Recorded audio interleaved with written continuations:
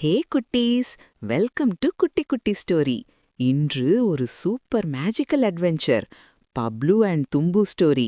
Wait, அவர்கள் ஒரு மாயக்காட்டுக்குள் போயிட்டாங்க. அங்க என்ன நடக்க போகுது? மாயப்பழம் கிடைக்குமா? பப்ளு அண்ட் தும்பு சேஃபா திரும்புவாங்களா? Let's go. ஒரு நாள் காலை பப்ளு எழுந்து தும்புவை எழுப்ப வரான். பௌ பௌ, எழுந்திரு. தும்பு, இன்னும் கொஞ்சம்.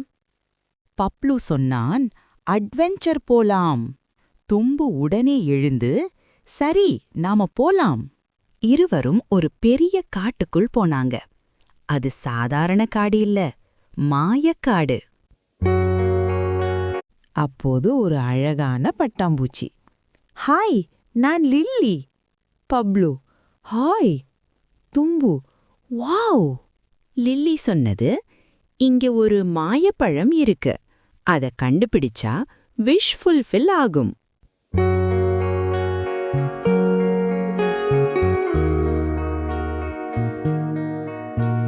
முன்னாடி ஒரு ஆறு. பப்ளு ஜம்ப் பண்ணான். 1, 2, 3. தும்பு கொஞ்சம் பயந்தான். ஆனா மெதுவா தூம் தூம் அவனும் கடந்து வந்தான். அடுத்தது ஒரு காற்று பாலம். அது குலுங்குது. பப்ளு, நான் உன்னுடன் இருக்கேன். இருவரும் கைப்பிடிச்சுக்கிட்டு மெதுவா நடந்து பாதுகாப்பாக கடந்து வந்தாங்க. அடுத்தது ஒரு பெரிய மரம். அதுல ஒரு மாயப்பழம். வாவ்! மரம் பேசுது. ஃப்ரெண்ட்ஷிப்னா என்ன? பப்ளு, ஷேர் பண்ணுவது.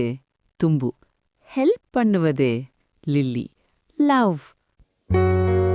மரம் சிரித்தது. மாயப்பழம் கீழே விழுந்தது. பப்ளு விஷ் கேட்டான், எல்லாரும் ஹாப்பியா இருக்கணும்.